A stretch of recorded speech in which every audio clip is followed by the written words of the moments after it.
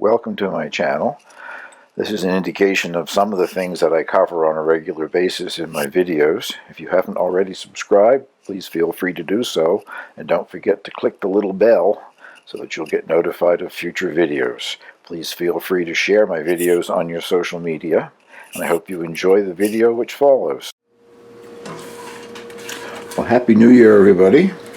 It's New Year's Day, and I am back doing some more Instant Pot recipes from the new vegetarian Instant Pot cookbook that I got for a Christmas gift from one of my nieces. What I'm going to make this time is a cardamom and almond flavored tapioca. And I'm just toasting the almonds lightly here in a dry skillet. Let them change to a little light brown color, brings out more of the flavor. These are just slivered almonds. I don't want to scorch them. They've been in there for 3 or 4 minutes with the heat, and the cast iron pan, of course, retains the heat. It's starting to get a toasty color, so that's good enough, I guess. I don't want to burn them. I'll put them in the bowl and meet you over at the Instant Pot. Well, the toasted almonds have cooled off. This is 50 grams of tapioca and a half teaspoon of cardamom powder.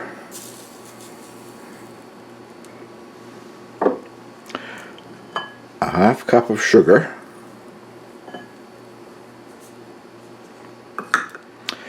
And I have already mixed together a half cup of water and a cup of milk.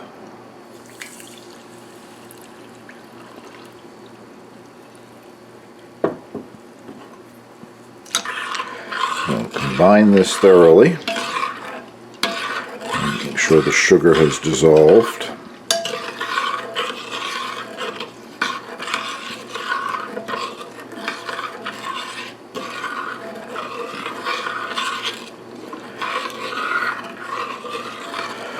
Get it in the Instant Pot here. Now, in the Instant Pot, I have put the trivet that comes with the pot and 2 cups of water.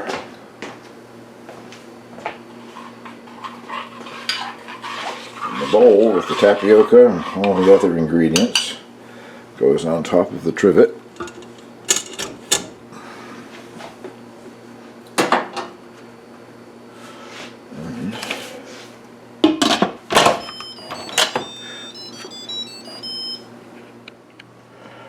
Okay, so now that it gets set for 8 minutes on high, and the pressure gets released naturally. You don't release the steam, you just let it do its thing. So as usual now, it will take some time to get up to temperature and pressure, and then it'll start the 8-minute countdown. The instructions in the book are to put the almonds on after it goes in, but I decided to put mine in with it. As you can see, they were floating anyway. It said to garnish them with the almonds, but I thought it might add a little more flavor if they were cooked along with it. So I'll bring you back when it's time to get this out of the Instant Pot.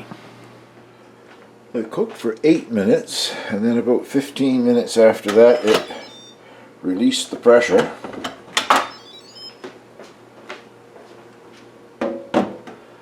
How to get that bowl out without scalding myself. Well, that's the finished product at this point anyway. I'll now put it in the refrigerator and it will set up better, gel, solidify, whatever you want to call it, and also cool it down enough so that you could eat it. And I'll show you what it looks like when it's finished cooling. I'm going to make another soup in the pot, this time not from a recipe, it's just my own concoction.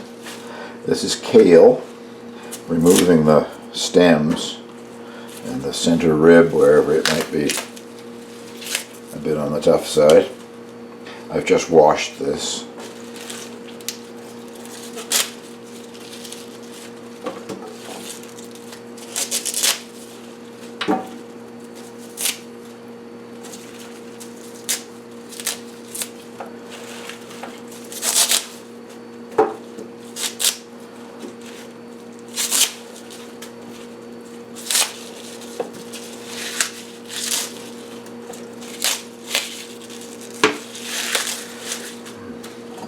go. And then I'll chop it.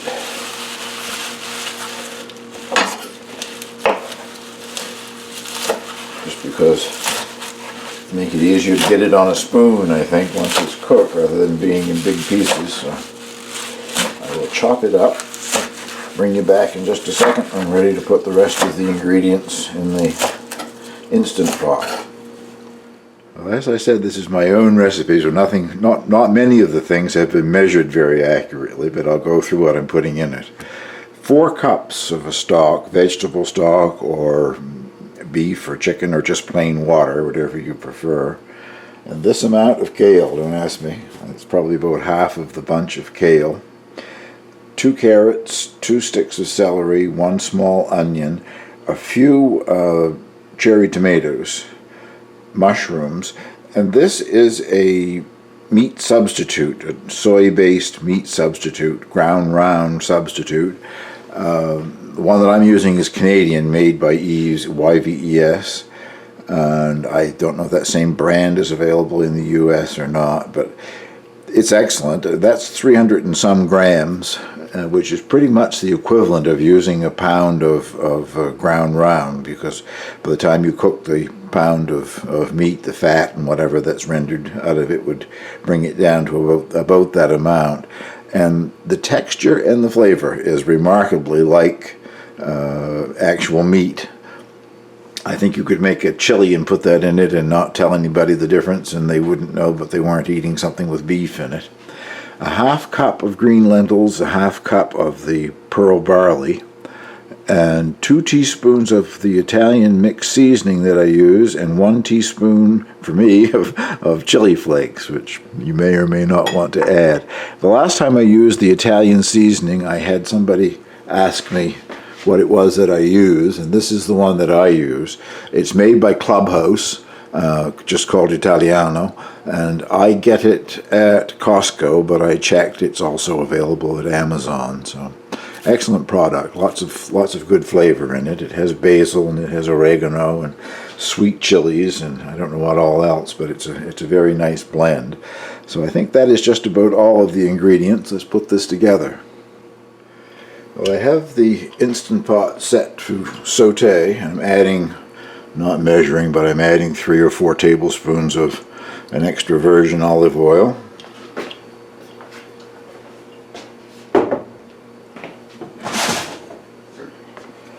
The onions.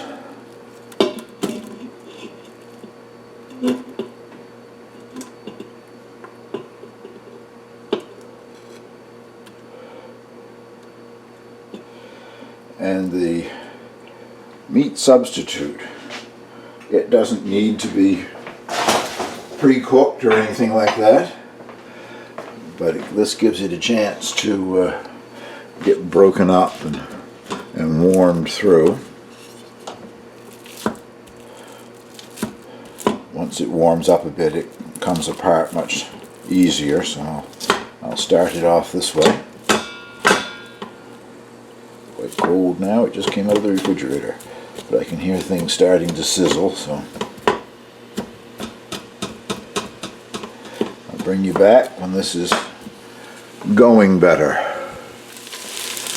It's cooking away quite nicely there now. I'll add the seasonings just to they release some of their oils and whatever in the hot pan. Will add more flavor to the soup.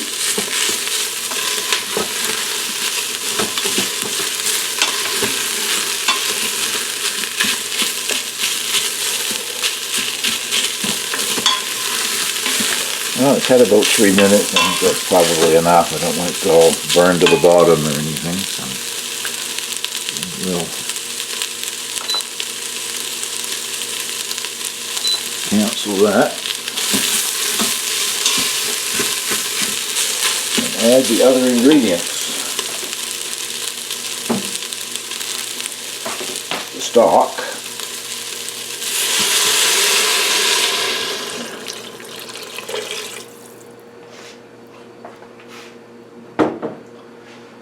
And the lentils and the barley.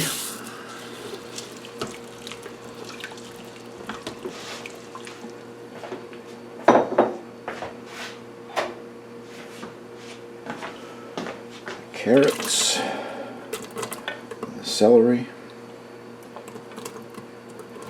mushrooms,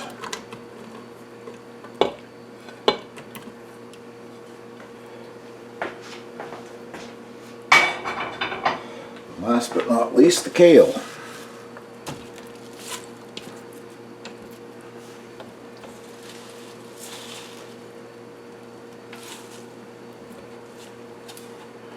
Kale should cook down quite a bit, especially under pressure. Seems to take quite a while to cook kale anyway, but in a pressure cooker it should cook down and not be quite so much volume.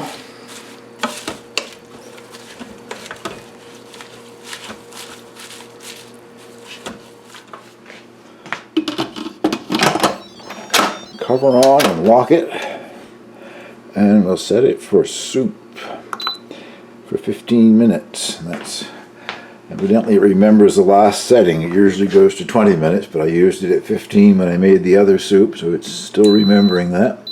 And it'll do the same thing that it did for the tapioca. It will slowly come up to pressure and temperature, and then it'll start the 15-minute countdown for the cooking, and then it takes it about 20 minutes to cool before you can open it. So I'll be back and show you the final product here. It took almost half hour this time for the pressure to release. The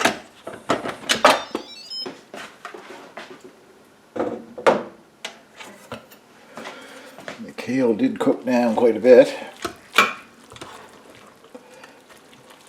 Not a lot of liquid left, but perhaps when I put it away I'll add a little water so it'll be liquid enough when I have it again another day. But right now, let's go to the table and try this. It smells delicious anyway, if nothing else. Well, the kale did cook down quite nicely.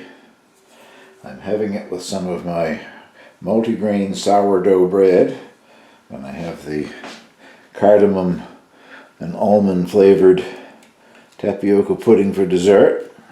This is a piece of real Parmesan cheese, not the stuff that they put out in that bottle that you can buy in the stores. The stuff that they say is Parmesan had never been near Parmesan, whatever it is. It's nasty stuff. I won't mention a brand name. I wouldn't want to get sued here, but I think you probably all know what I'm talking about. But this is Italian Parmesan.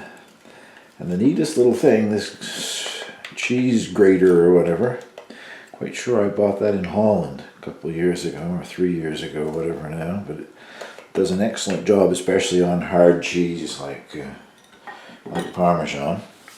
So I will sit down and give this a try. Well, I'll give this a try, mix in my Parmesan cheese a bit. Try to get some of the kale and everything on the spoon at the same time here. It made a nice brown sauce.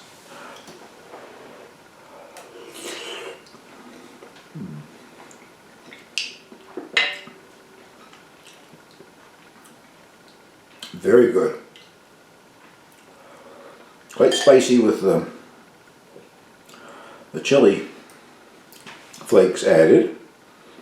So if you don't like spicy, you can eliminate that or add a smaller amount. I only put a teaspoon in, but you can certainly tell that they're there, which I like. But the soup, once again, is very good. I love that Italian blend of seasonings. It makes a very nice flavored soup. I use it in pasta sauce and I use it on pizzas.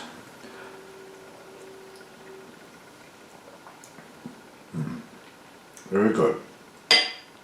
Well, I will finish my soup and bring you back when I try the tapioca pudding. Well, that soup certainly hit the spot on a cold winter's day. Although, if I'm honest, it's not terribly cold right here for January 1st. Right now it's plus 7 degrees, and my outdoor thermometer thing says the temperature is still rising. We had a little bit of snow sometime during the night and it changed to rain. The rain seems to be gone now, and according to the forecast, That rising temperature is going to switch and go the other way pretty soon. It's supposed to be -12 Celsius by tomorrow morning. So back into the deep freeze, but at least we didn't get a big snowstorm out of it anyway. This is my cardamom and almond tapioca pudding.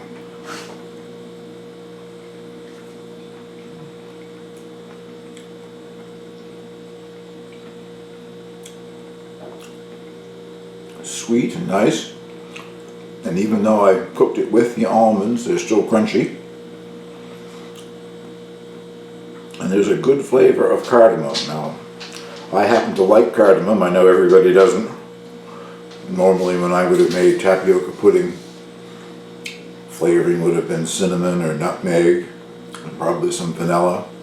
But I was anxious to try this because I do like the taste of cardamom very well.